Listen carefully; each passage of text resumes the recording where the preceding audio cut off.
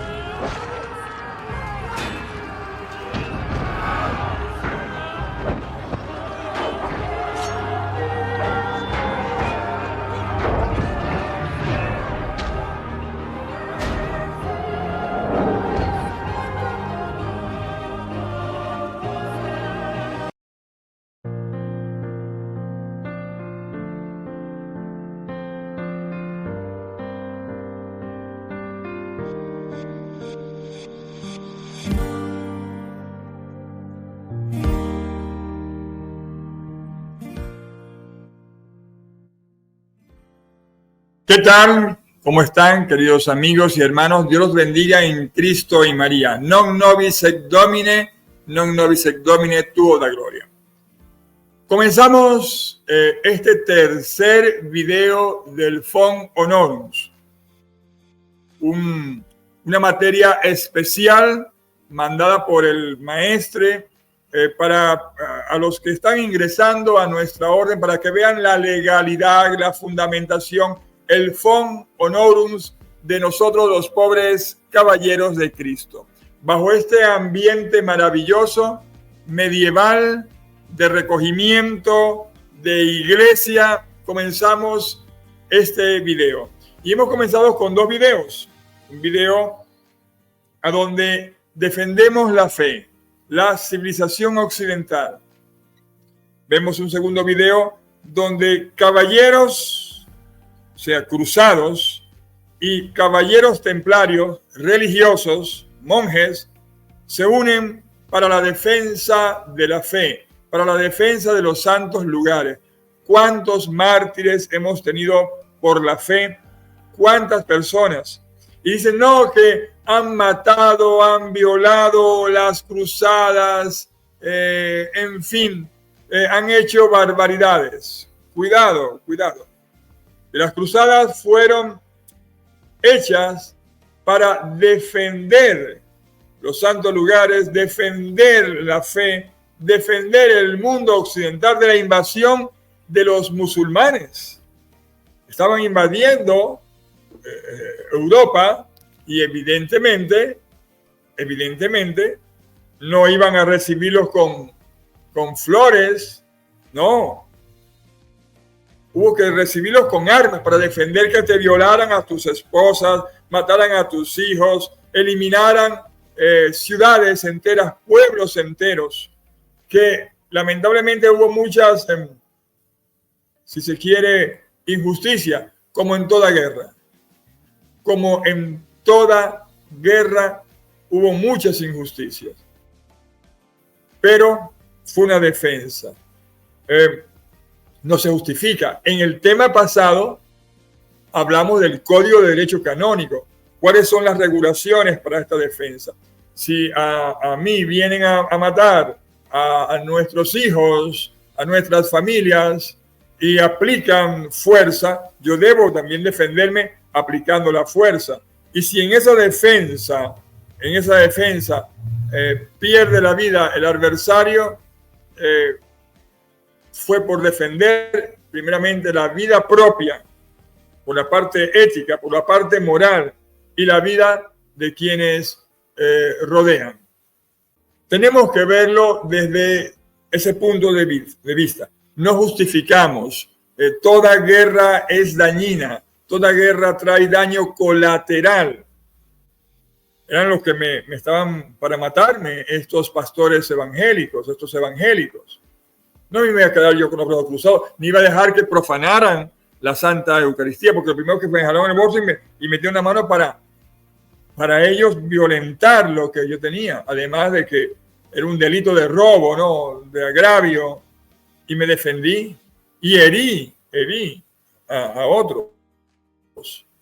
Y eso está tipificado como no pecado, cuando es la defensa de tu vida, y tú lamentablemente tienes que agredir o matar a alguien, tú estás defendiendo primeramente tu vida, y a quienes están alrededor tuyo. Entonces tenemos que estar muy, pero muy claro en esto, queridos hermanos. Vean ustedes que la imagen que nosotros, si se quiere, colocamos acá, vamos a colocarle esta imagen y leérselas para que vean lo que nos dice acá. Aquí vemos a un caballero templario, un monje militar, mirando al templo de Jerusalén, a Ciudad Santa. Y nos dice que a un monje le está vedado matar a causa de mal a nadie. No debe causar mal a nadie. O sea, un monje le está vedado matar o causar mal a nadie. Sin embargo, la misión de un soldado es precisamente combatir con las armas a los enemigos, y en este caso a los enemigos de la fe. Una verdadera contradicción. Estamos acá, pendiente, y continuamos en este tema tan controversial, lo que es el Fons Honorum, pero tenemos que hacer nosotros algo de historia, ¿no? Algo de historia. Vean ustedes que esta contradicción es resuelta mediante la teoría de la guerra justa. Ave María Purísima. La guerra justa, ¿no? Enunciada fundamentalmente por teólogos y juristas y cristianos, y está en el Código de Derecho Canónico. La defensa justa, la defensa justa, ¿no? Está tipificado ahorita en el Código de Derecho Canónico. Entonces, des en cuenta que San Agustín, Santo Tomás de Aquino y Francisco Vitoria, ellos lo fundamentaban mucho. Yo le había dicho en el tema pasado de que San Agustín, en el libro de Verbis de Domine, decía, entre los verdaderos adoradores de Dios, él expresaba, las mismas guerras son pacíficas, pues se promueven no por codicia o crueldad, sino por el deseo de paz para frenar a los malos y favorecer a los buenos. Tiene eso una justificación, ¿no? Y puede, sin embargo, acontecer que, siendo legítima la autoridad de quien declare la guerra y justa, también la causa resulte, no obstante, ilícita por la mala intención. San Agustín contra el libro de Fausto, en el libro, o sea, escribe en el libro de Fausto contra Fausto, ¿no? Él dice que en efecto el deseo de dañar, la crueldad de venganza, el ánimo inaplacado e inaplacable, la ferocidad en la lucha, la pasión de dominar a otras cosas semejantes, son en justicia vituperables en las guerras. En suma, se justifica la guerra como legítima defensa. Y es por eso, queridos hermanos, que las órdenes de caballería, ellas se establecen en la actual Palestina, ¿no? E Israel, una cosa es Palestina, una cosa es Israel, después hablaremos de esto, con la finalidad de reconquistar los lugares sagrados al Islam y proteger a los peregrinos. Pero una vez terminada dicha aventura, la labor militar, el fundamento de las órdenes, no puede ser ya la lucha, la batalla o la guerra. Y eso fue un poco lo que perjudicó a la orden de los pobres caballeros de Cristo al perder los lugares santos. Pero ese es otro tema, ¿no? Ten en cuenta que terminadas las cruzadas, el fundamento guerrero de las órdenes de caballería pasa a un segundo orden. Acá es importante resaltar que antes de que nadie nombrara a nadie caballero o de la propia existencia de las órdenes, los abades y obispos, ¿no? Tenían a su servicio una milicia armada y que los monasterios tuvieron que integrarse en el sistema feudal para defenderse de las incursiones y ataques. Podemos tomar como fundamento, esto fue nacido el 13 de noviembre del 354, Tágase, el Imperio Romano, y fallecido el 28 de agosto del 430, o sea, 75 años, en Hipona, el Regis Imperio Romano de Occidente, proclamado doctor de la Iglesia el 20 de septiembre de 1295 por el Papa Bonifacio VIII, ¿no? Nacido en 1224 y fallecido el 7 de marzo de 1274 en la abadía de Fonsanova, Lucio, Italia. Fue declarado doctor de la Iglesia el 11 de abril de 1578. ¿De quién estoy hablando yo? Bueno, de San Agustín y, por supuesto, de Santo Tomás de Aquino. De ahí estamos tomando nuestras fuentes, queridos hermanos. Esto es importante lo que le estoy diciendo a usted, la fundamentación cristiana católica. Continúo. Aunque el ideal eclesiástico era todo lo contrario, por supuestamente no faltaron ocasiones en que clérigos de la época tuvieran que luchar con las armas, incluidos obispos. Eso fue en el siglo X.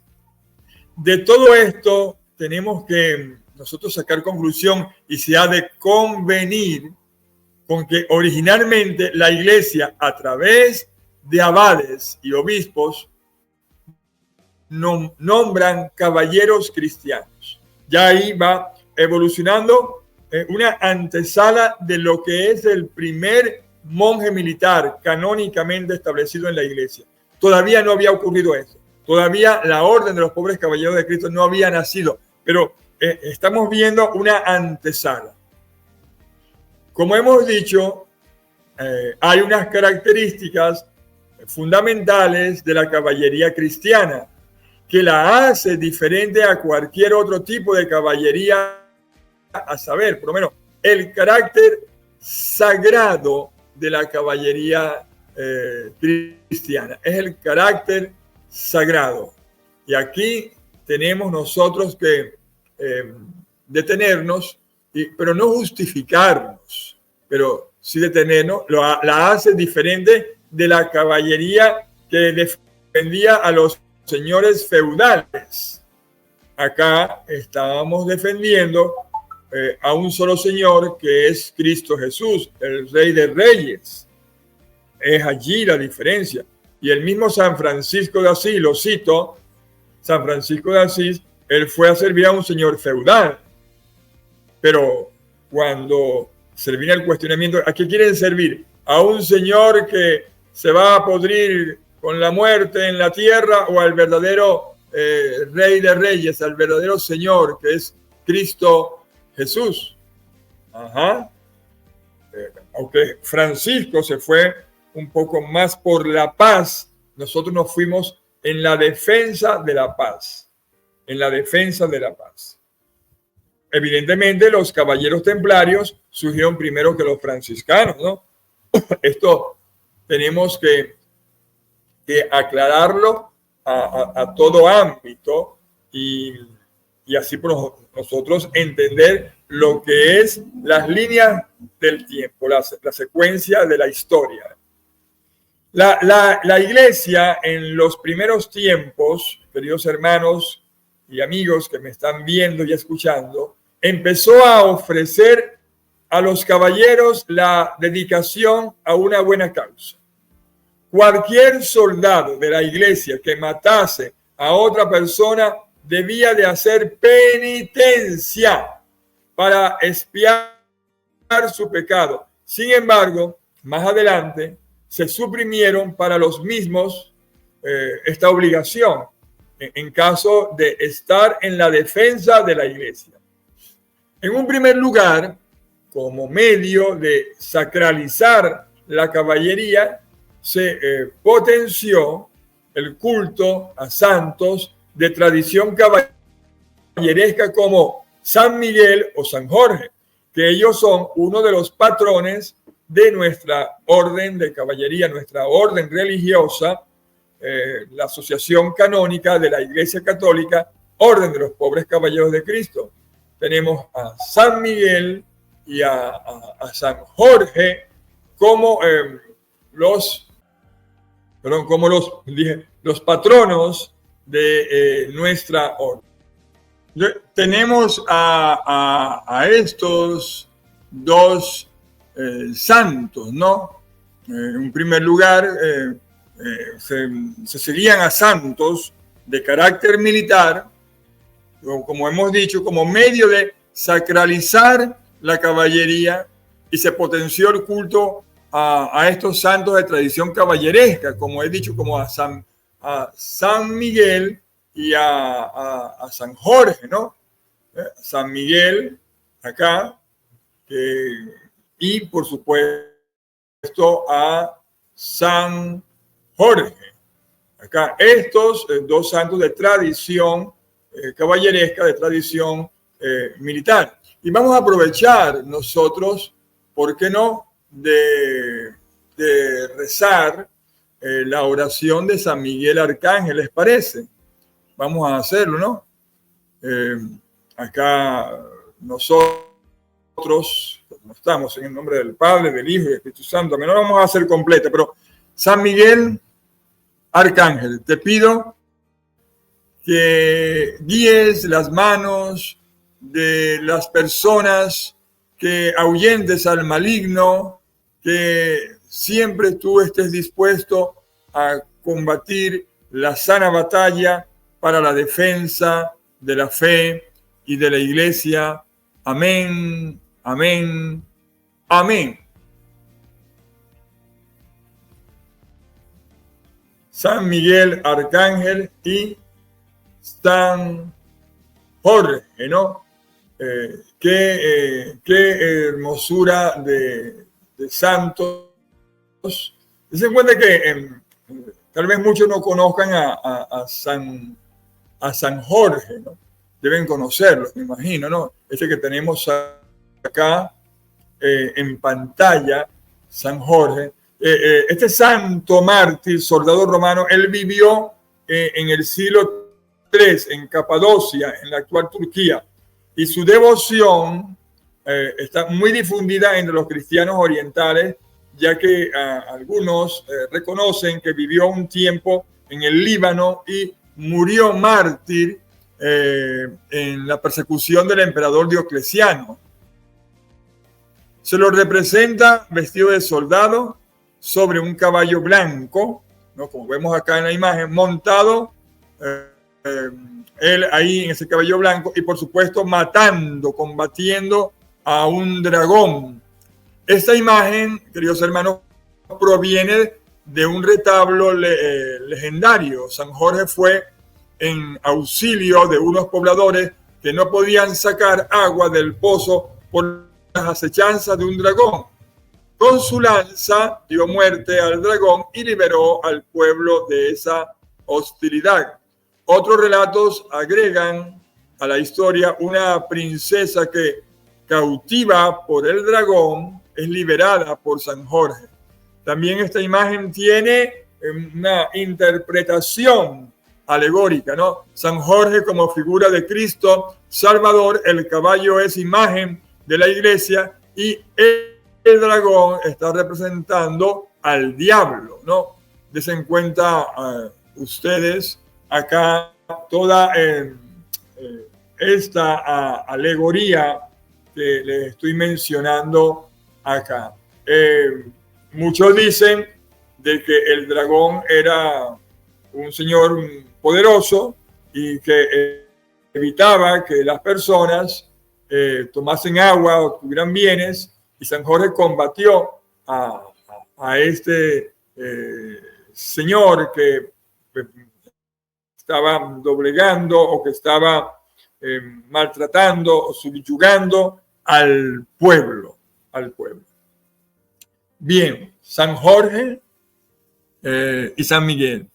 Desen cuenta que se buscaban estos santos, ¿no? Como santos patronos. Tenemos estos dos santos patronos también. Y más adelante, incluso a quienes participaran en las cruzadas para la liberación de los santos lugares, se les prometía la salvación de su alma, ¿no? Pero era para ese momento una causa justa, ¿no? Quiero citar acá, ¿no? Quienes sobrevivían en una cruzada, ellos obtenían la remisión de las penas temporales por sus pecados, pero quienes morían en ella alcanzaban la salvación de forma directa porque morían martirizados, sin aguardar el juicio final. Un privilegio reservado hasta entonces a los mártires y a los santos. Yo, me crié con un fraile, el padre Jesús Nogueiro García, fraile menor, o sea, franciscano de la orden de los frailes menores, y él me decía en forma de broma o muy en serio, que la única forma en que yo podía obtener el cielo inmediatamente era morir mártir. Y bueno, hace poco casi que me asesinan estos pastores evangélicos o estos evangélicos, pero uno era pastor, ¿no? Uno era pastor. Total, estamos claros acá. Entonces, morían mártires, iban al cielo. Lo de la caballería, sobre todo la caballería templaria. Ahora, este y no otro es el principal elemento que viene a definir, o es el elemento definitorio de la caballería cristiana, que es la antesala de la caballería templaria, que se hace patente en el periodo comprendido entre principios del siglo X y mediados del siglo XI. Ya en el siglo XII, el filósofo inglés John Ons Salisbury, él define la función de la caballería cristiana.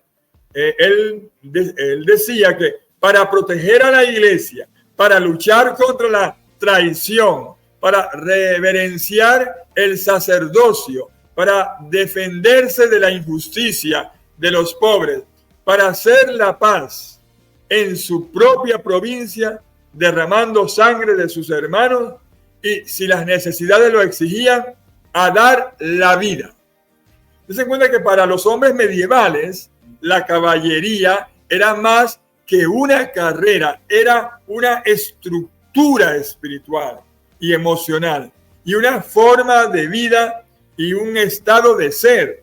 Como para ser caballero de la Asociación Canónica de la Iglesia Católica, usted debe aprenderse las reglas de San Bernardo, vivir las reglas de San Bernardo, porque eso es lo que te hace ser verdaderamente caballero, porque es una forma de vida, un estado de vida, es un compromiso de defender las causas, incluso defender la iglesia hasta a veces de jerarquías eclesiásticas que son heréticas, que quieren desviar la fe. Ya no sacamos la espada, tenemos la lengua para defender, que es lo que llamamos nosotros la apologética. En una traducción del Libre del Orden de Cavalieri, no el libro de la Orden de los Caballeros, por Sir Gilbert de Hyer, en 1446, él nos indica sobre el oficio del caballero. Es ordenado para, 1, el de la fe en Jesucristo. En segundo lugar, su señor natural. Y en tercer lugar, la persona y sus derechos. Este carácter sagrado de la caballería se manifiesta en varios aspectos. 1, la defensa de la fe y de la iglesia. 2, las ceremonias de investidura.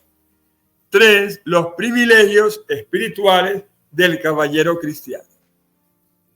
El carácter sagrado de la caballería cristiana, ella se transmite a los caballeros que la integran.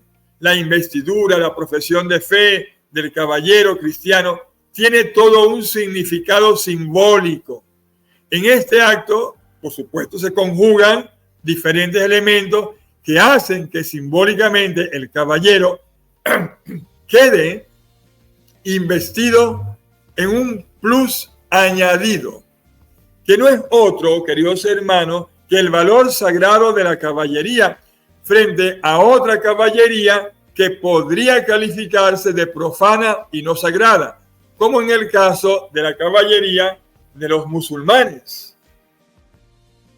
La investidura era una consagración, casi un nuevo sacramento, acto sacramental. Pero eso ahora se le denomina sacramentales, porque la investidura que tú recibes es un sacramental, algo que te lleva a los sacramentos. Es por eso que el caballero templario de la Asociación Canónica de la Iglesia Católica, Orden de los Pobres Caballeros de Cristo, debe ser sine qua non, debe ser un cristiano católico, no un cristiano protestante, ni un cristiano, una de las sectas evangélicas. Eso es un acto sacramental. Es un sacramental que nos lleva si se quiere, al sacramento, puesto que la misma se realiza y debe realizarse en una iglesia o en un lugar sagrado, que se invoque a Dios y a los santos, Y antes de esto, el caballero debía hacer un proceso de vela de las armas, que la van a tener ustedes, como forma de reflexión sobre sus nuevas obligaciones morales y espirituales.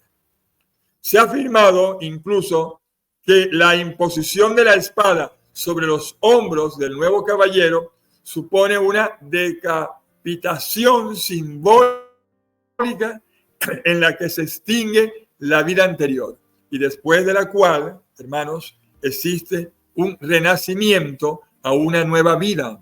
Simbólicamente es como la muerte y la resurrección, y se trata de una ceremonia simbólica y emocional de profundo calado espiritual.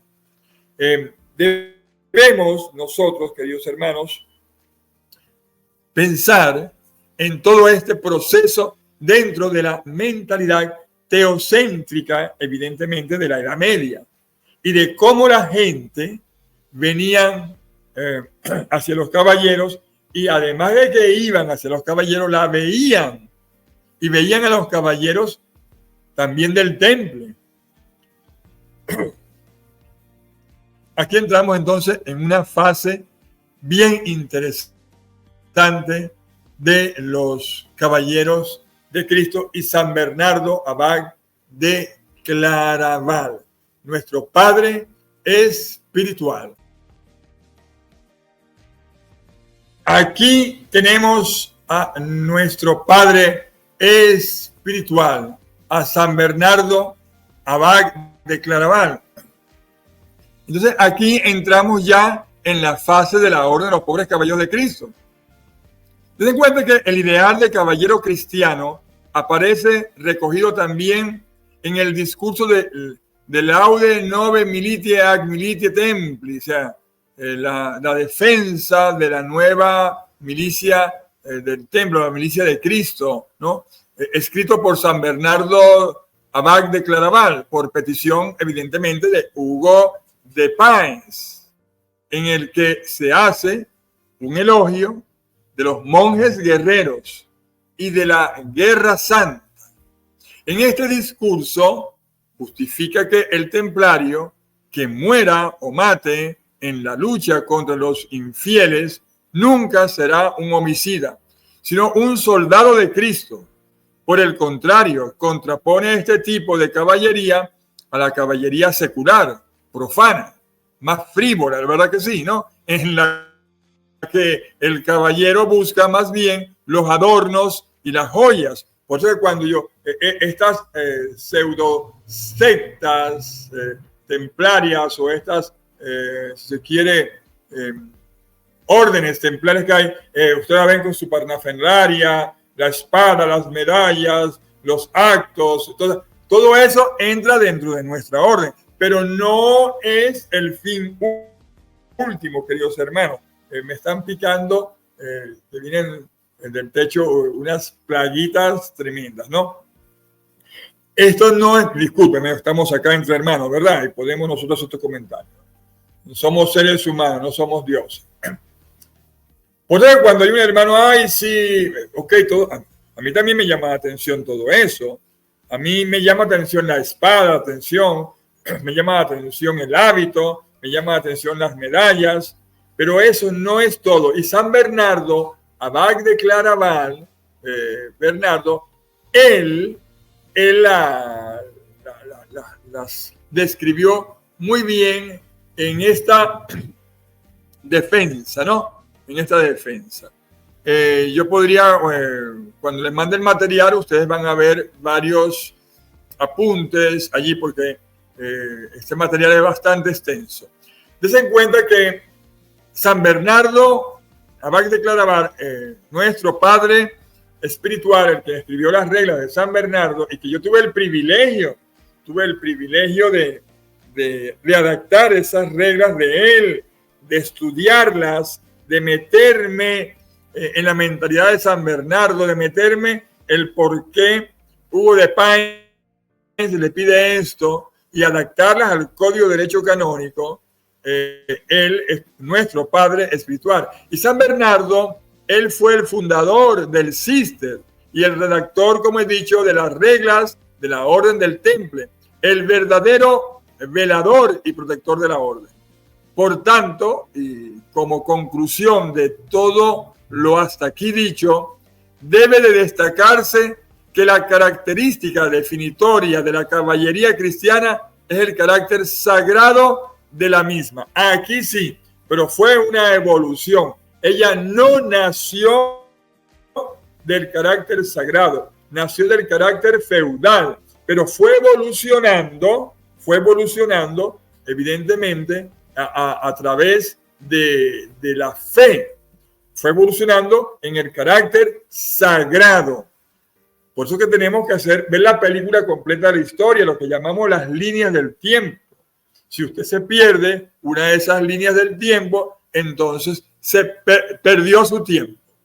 Perdió su tiempo, porque se va a quedar allí. Entonces, concluimos acá y tenemos que hacerlo, pero muy cuidado. Cuando digo concluir, no me estoy refiriendo a la conclusión del tema, porque, hermanos míos, ahora es que falta. Ahora es que falta, ¿no?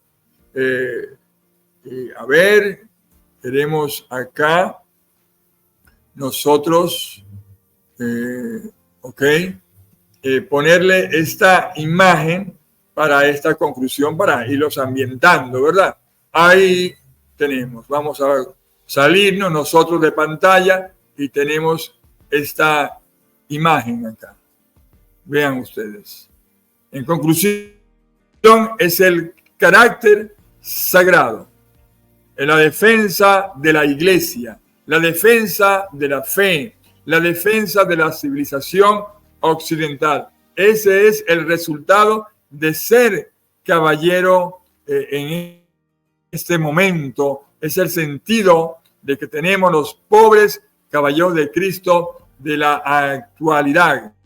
Ese carácter, el aspecto sagrado y el aspecto militar. El aspecto militar de las originarias órdenes de caballería desaparece con el paso del tiempo y al perder las órdenes, dicha labor, en el caso nuestro, se perdió Tierra Santa y se perdía entonces el aspecto militar, pero no de defensa de la fe. Se cuenta que con el devenir de los tiempos, las antiguas órdenes guerreras se tornan en instituciones caritativas y humanitarias de la Iglesia Católica, que también puede ser el caso nuestro. El caso nuestro es una orden caritativa, humanitaria, pero también es una orden de fe, es una orden para el perfeccionamiento cristiano y es una orden apologética de la defensa de la fe.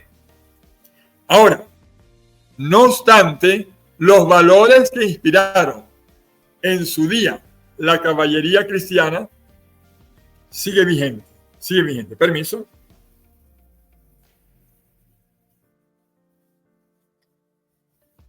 Sigue vigente. Segundo punto. La caballería cristiana, Cristo como Rey de Reyes, el Pantocrator, Cristo como Rey de Reyes. Y eso fue lo que se le planteó a San Francisco de Asís en la época de los caballeros, de las caballerías, todas estas cosas. A servir al verdadero Rey. A nosotros también se nos pide a servir al verdadero Rey, al Pantocrator, el Rey de Reyes, la parte teocéntrica, el Dios teocéntrico. La monarquía como forma de gobierno, queridos hermanos, ya se fundamenta en la creencia del carácter sagrado de los monarcas como forma de justificar el régimen absolutista, en virtud del cual el rey lo era por decreto divino, por la gracia de Dios, y que el rey ostentaba un derecho divino para gobernar. Esta es, si se quiere, una idea antigua, hermanos, una idea antigua. El carácter sagrado de la monarquía es una idea que viene del Imperio Romano, en la que los propios emperadores eran considerados sagrados. Y dicha idea está dentro de la tradición cristiana, como se ha visto en el propio concepto de la caballería cristiana. El propio el propio Jesús resucitado se le presenta como Cristo Rey, como Pantocrator. Se trata de un rey divino. Toda la iconografía de las iglesias románicas se observa dicha figura, ¿no? Del Todopoderoso, el Dios, el Cristo Rey que nos viene a nosotros a salvar. Esa es la figura del Cristo Rey, del Cristo Pantocrator, ¿no? Pantocrator, el Cristo Rey, el divino Rey, Pantocrator. Se trata de este Rey divino. En toda la iconografía, como vemos acá, de las iglesias románicas, se observa esta figura del Todopoderoso. Con este término se designa a la imagen que representa al Padre e Hijo, es decir, Creador y Redentor. La figura siempre majestática, ¿no? Si se quiere, muestra a una y otra persona divina en similar actitud, con la mano diestra levantada para impartir la bendición y teniendo en la izquierda los evangelios o las sagradas escrituras. En ocasiones se representa solo el busto, en otras veces la figura completa, entronizada, que cuando se trata del Padre, o sea, el Creador, sostiene en sus rodillas a Cristo Hijo Redentor. Dos son los lugares habituales para exhibir al Pantocrator en las iglesias. Al exterior, en los tímpanos de las portadas, esculpidos en piedra, o en el interior, pintado en las bóvedas de horno de los abasides, ¿no? En todo caso, queridos hermanos, se suele remarcar en un cervo oval conocido como mandorla, o sea, del italiano mandorla, almendra, ¿no? Del italiano, ¿no? Y ocupan el espacio adyacente las cuatro figuras del tetramorfos, es decir, alegorías de los cuatro evangelistas, ¿no? Idealmente, la caballería cristiana es un tipo de caballería sagrada por el hecho de servir al más sagrado de todos los reyes, a Cristo resucitado y redentor. Esta idea de Dios Todopoderoso se encuentra en el libro del Apocalipsis de San Juan, queridos hermanos y amigos. El Apocalipsis de San Juan. Aquí, para que ustedes puedan observar, les voy a colocar esta imagen acá. A ver. Vamos a colocarla. Ave María Purísima, sin pecado original concebido. Aquí vamos a colocar al escenario esta imagen. Vean la que estábamos nosotros conversando. Me disculpan los queridos hermanos, pero bueno, acá nosotros estamos tratando de hacer las cosas medianamente bien, ¿no? Bien, queridos hermanos, tenemos 44 minutos de esta clase. Es el tercer video, porque este tema es largo. Y esto fue por mandato del mismo maestre, Ave María Purísima, ¿no? Entonces, bueno, bien. Quiero continuar, queridos hermanos, sobre este caso, ¿no? Del Cristo Rey, el yo soy el Alfa y el Omega, ¿no? Creo que había mucho en Apocalipsis de San Juan, ¿no? Capítulo 8. Yo soy el Alfa y el Omega, dice el Señor Dios, aquel que es, que era y ha de venir, el Todopoderoso. Ese es el Cristo Rey, ¿no? Bien, nosotros en el cuarto tema vamos a hablar creo que me da chance, ¿no? Sobre la orden y descripción jurídica de la orden. Sí, vamos a hablar de la descripción jurídica de la orden. ¿Les parece? Para completar la hora, chequeamos acá, tenemos 45 minutos y creo que en 15 minutos yo puedo hacer una disertación, perdón, alguien que diga algo para esta tos, aunque este video va a quedar grabado por Seculum Seculorum, ¿no? En la red, ¿no? La orden, descripción jurídica de la orden. ¿Cuál sería la definición entre las personas jurídicas? Quien es abogado me está entendiendo el lenguaje, o sea, la personalidad, la personería jurídica que se puede constituir dentro de la iglesia. Bueno, encontramos en el caso nuestro, estamos hablando ahorita de lo actual, en nuestro caso, las asociaciones de fieles, las asociaciones canónicas de fieles consagrados. Es el derecho asociativo, el derecho de yo debo asociarme. Eso está contemplado en el canon 312, la fundamentación. Las asociaciones o personas jurídicas pueden ser públicas y privadas.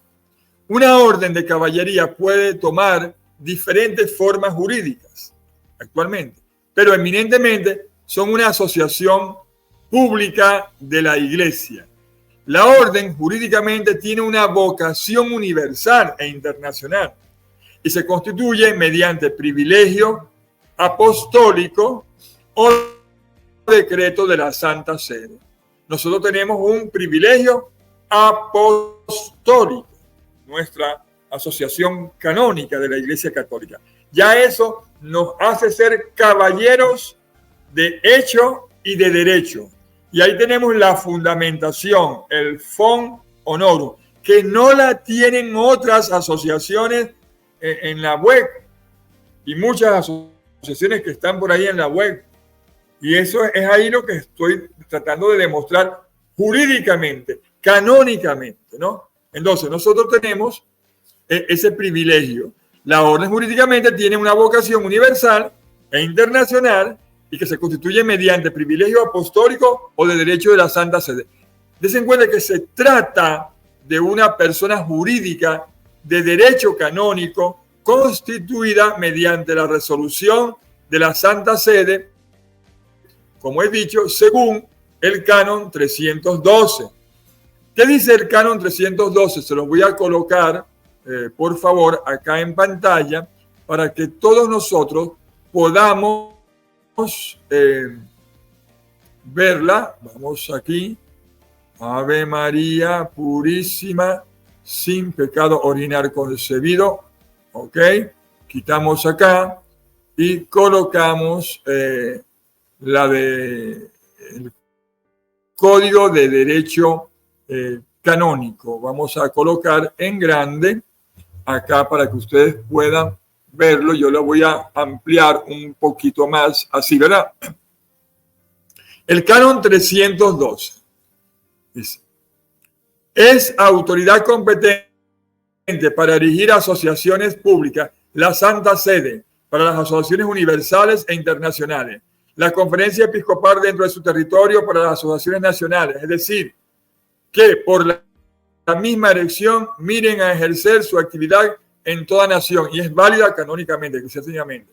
Tercero, el obispo diocesano dentro de su propio territorio, pero no el administrador diocesano para las asociaciones diocesanas. Se exceptúan, sin embargo, aquellas asociaciones cuyo derecho de elección está reservado a otras personas. Una orden de caballería ha de tener y tiene una vocación de universalidad. Por lo tanto, debería constituirse como asociación pública de derecho canónico, con carácter universal e internacional, y con un estatuto jurídico propio. Lo tenemos. Tenemos el estatuto jurídico propio aprobado por la Iglesia y aprobada también las reglas adaptadas. Den en cuenta que ello no impide que se puedan crear asociaciones con otros ámbitos. Estamos hablando del carácter asociativo de la Orden de los Pobres Caballeros de Cristo, de caballería, ¿no? Entonces, serían universales o nacionales si han sido erigidas por decreto de la Santa Sede de ámbito nacional, si el decreto es de la Conferencia Episcopal, o diocesana, si han sido aprobadas por el ordinario lugar. Pero las tres están conectadas porque, según derecho canónico, al aprobarla, un obispo se convierte en estado universal, porque entra al orden de los obispos y es reconocida como la Iglesia es una sola, es derecho universal, entonces está aprobada canónicamente, universalmente. Y por eso que hay un apartado dentro de las reglas, de los estatutos, de que se pueden hacer sedes en otras partes del mundo. Por ese carácter universal, cuando es aprobada, por supuesto, por un obispo, en este caso. Entonces esto queda aquí bien claro. Verbigracia. ¿Qué es la verbigracia? Apréndanse esta palabra. Verbigracia de la Orden de Caballería del Santo Sepulcro de Jerusalén. Bueno, porque ella es una asociación de fieles cristianos establecida según la ley eclesiástica y a la cual el Santo Padre ha confiado la misión especial de ayudar a la Iglesia en Tierra Santa y de reforzar las prácticas de la vida cristiana. Esa es parte de la orden del Santo Sepulcro, ¿no? Acá se la pueden observar, acá haciendo caballero el sumo pontífice o un obispo acá, que está en su derecho y si se quiere en su izquierdo, ¿no? En los dos, porque es un derecho universal. Un poquito de broma no hace daño en este momento, ¿verdad, hermano? También tenemos que otras órdenes, pero bueno, la orden, si se quiere, es una persona jurídica de derecho canónico, como está indicado en las cartas apostólicas del Papa Pío XI del 14 de septiembre de 1949, también del Papa Juan XXIII del 8 de diciembre de 1962, así como una persona jurídica según el derecho de la Ciudad del Vaticano, ¿no? En los términos de un escrito del Papa San Juan Pablo II del 1 de febrero de 1996. Y es allí que esta fundamentación canónica fue incluso la que me dio a mí cuando voy a las leyes de la Ciudad Santa de Jerusalén, que está escrito en las propias reglas originales, o sea, las antiguas de San Bernardo, que él tomó la fundamentación de las reglas según las leyes de la Ciudad Santa de Jerusalén. Yo las tomé después del derecho de Graciano, que está el Código de Derecho Canónico, ¿no? Las tomé del Código de Derecho Canónico, que son las leyes universales de la Iglesia. La orden, hermanos, es una persona jurídica de derecho canónico, como está indicado en las cartas apostólicas, como hemos dicho. Por eso es una asociación canónica de fieles. La orden de caballería, incluso la del Santo Sepulcro de Jerusalén, tiene un estatuto aprobado, estamos hablando ahora del Santo Sepulcro de Jerusalén, aprobado y promulgado por la Santa Sede, y el conjunto de sus miembros están fuera de la frontera nacional. Y se trata, pues, de una verdadera asociación pública e internacional de fieles como la nuestra, que a pesar de que está aprobada a nivel apostólico por obispos y que la lleva nada más al ámbito de las diócesis, ella, por jurisprudencia, es de carácter público pontificio. Hay una jurisprudencia. ¿Cuál es la jurisprudencia? Se la estoy colocando acá, que es la del Santo Sepulcro de Jerusalén, que a pesar ha sido aprobada por las leyes de la Santa Sede, ¿no? dentro del ámbito de la Santa Sede, tiene sedes a nivel internacional. Tiene fieles a nivel internacional. Entonces es pública.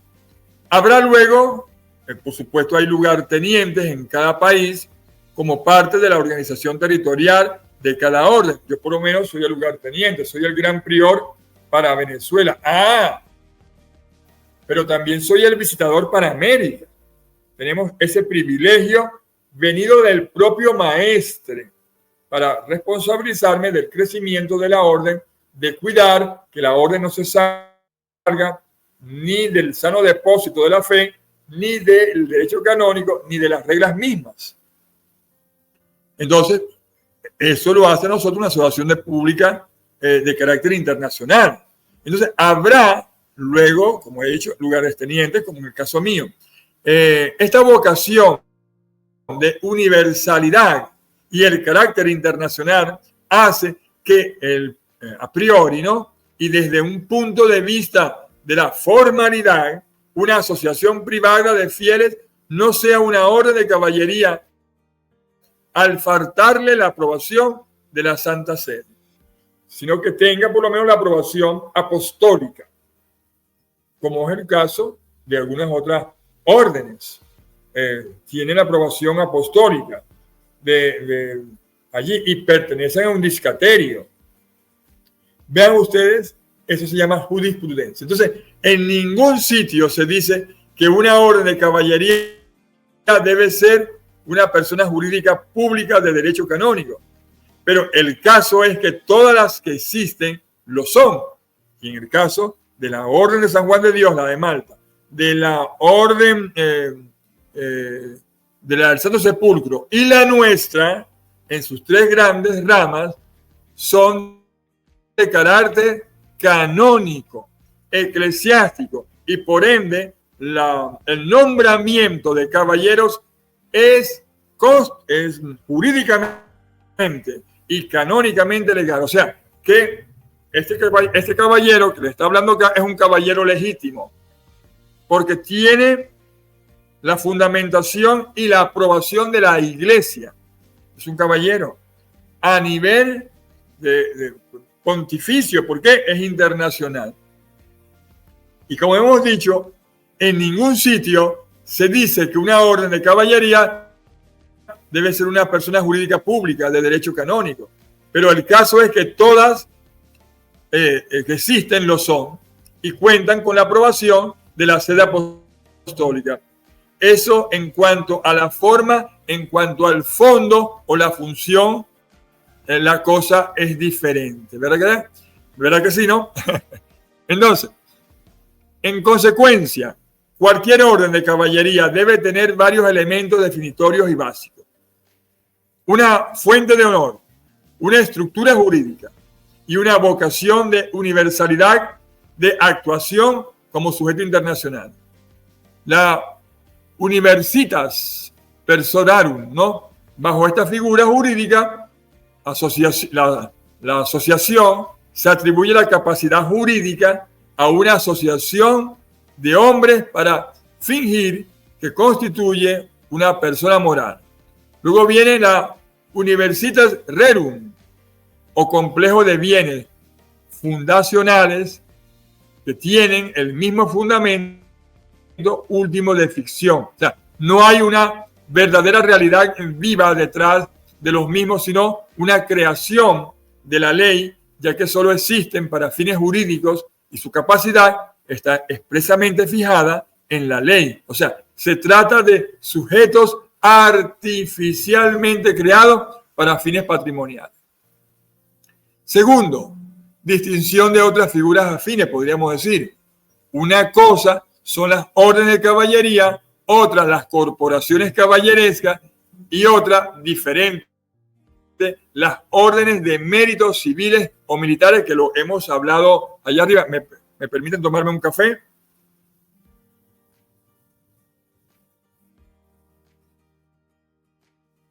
Aclara la garganta el café. Entonces, vemos, hay diferencia entre órdenes de caballería canónica, órdenes de corporaciones caballerescas y otra diferente a las órdenes de mérito civiles o militares, ¿no? Las órdenes de caballería y otras corporaciones caballerescas van afines. Las otras son méritos civiles o militares. La orden de caballería está integrada propiamente hablando por caballeros en el sentido tradicional de la misma. Dentro de esta podemos distinguir entonces lo que son órdenes cuya legitimidad o el fon honorum está amparado por un poder político o religioso actual y vigente, y aquellas otras que se dicen órdenes de caballería, pero que se fundan en la legitimidad de dinastías históricas no reinantes, ¿no? Estas últimas conocidas como órdenes dinásticas. En las primeras, hermanos, encontramos las órdenes de la Iglesia Católica y otras órdenes amparadas por alguna dinastía o poder real reinante, como por ejemplo la orden de la Getarra o el del Cardo, o en el Reino Unido, ¿no? O la de Tyson, de oro de España, ¿no? La diferencia entre unas y otras estriba en los fines y actividades. Una vez que las órdenes eclesiásticas persiguen la realización de los valores cristianos, mientras que las órdenes de caballería amparadas por una monarquía reinante suelen tener actividades filantrópicas o humanitarias, tratándose de hermandades de caballeros, pero no tienen una vocación religiosa como la nuestra. Un género intermedio son las llamadas corporaciones caballerescas, que sin ser propiamente órdenes, al no tener el carácter de hermandad, persiguen o pueden perseguir fines filantrópicos o culturales relacionados con materias propias de la nobiliaria, ¿no? En todas ellas se presupone, por supuesto, una cierta nobleza personal de agraciado por el miembro, ¿no? Y se entra por recomendación o captación o cooptación, por así decirlo. El último género, ya finalizó este tercer video, son las llamadas órdenes de mérito, que son más bien condecoraciones o medallas, ¿no? O medallas que otorga un poder político o un poder ciudadano para premiar sus dotes o dedicación o de colectividad. Hoy, por tanto, hay un cierto galimatías no terminológico, por decirlo así, ya que en todas las entidades vistas, sus miembros se reconocen como caballeros o damas. No obstante, dicha terminología solo, oigan bien, debe usarse y aceptarse cuando existe una norma legal que ampara la misma, o en todo caso, si estamos ante entidades privadas dentro de sus actos ceremoniales y protocolarios. Después de la sentencia del Tribunal Supremo el 16 de febrero de 1988, la situación de la nobleza no titulada ha quedado en el más absoluto limbo jurídico, existiendo opiniones, restricciones en relación a la pertenencia a la misma o incluso sobre su existencia. Hasta acá, entonces, este tercer video, este material, ya no excedimos 4 minutos de la hora que tenemos nosotros realmente. Y bueno, queridos hermanos, espero que cuando haga las preguntas sobre este tema, no estén todos desfasados. Vuelvo y repito para finalizar. Tienen que inscribirse, formalizar la planilla, bajarla en la página web nuestra internacional, la bajan en Word, la llenan, la mandan al correo que aparece allí o que yo le envié a ustedes por el WhatsApp y deben formalizar. Luego el magisterio y la academia me confirman quiénes son los que están inscritos. Los que no están dentro de esa lista, en un periodo que ustedes están bebiendo de esta formación, pero si terminamos la primera fase, oigan bien, de escuderos y no están inscritos, los sacamos del grupo. Así de sencillo. Los sacamos del grupo. Ahora es que hay recorrido. Bueno, hermanos, queridos amigos y hermanos, culminamos por el día de hoy esta clase. Será hasta la próxima. Dios los bendiga en Cristo y María. Les hablaba para ustedes Fray Giovanni Luicio Mas, perteneciente a la Asociación Canónica de la Iglesia Católica, Orden de los Pobres Caballeros de Cristo, Gran Prior de Venezuela y visitador para toda la América. Dios los bendiga.